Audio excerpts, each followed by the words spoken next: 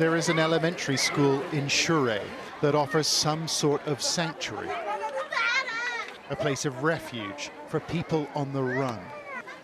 But they have arrived in a city now gripped by a humanitarian emergency, and there is little here to keep them alive. There is no food, and there is no shelter, and there is no the basic needs. So, if you can, you have to address the world to come soon. A human tide of 300,000 are now camping in this beleaguered city after a hazardous journey from western Tigray. And many here, both young and old, are struggling. How are you? Tell me how you're feeling.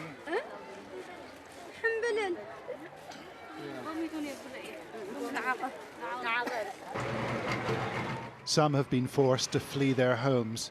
Others have been banished by militias from the neighboring region of Amhara. The US government has called it ethnic cleansing. Leti Teweldebrahan and her daughter have just arrived in Shure. This must be a really difficult time for you.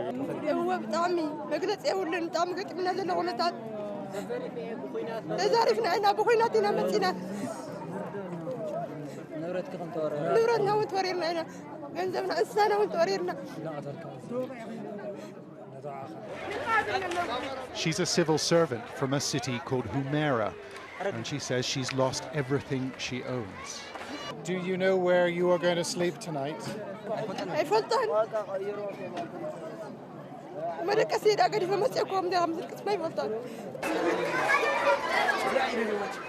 There's not much space at Sahaya Elementary, and conditions at 5 other camps in the city are the same. The air filled with smoke and the continuous sound of people coughing. It's so claustrophobic in here, there's barely any room to move inside, and new camp residents are arriving all the time. Although I don't think you can call this a displacement camp. It's more like a test of human endurance. How are you feeling?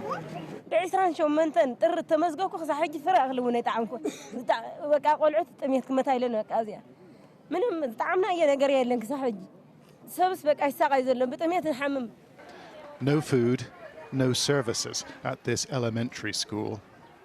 28-year-old Fitsum Teklahaimanot suffers from a mental illness, and his father, a priest, has decided to keep him in chains. It's the only way they can cope.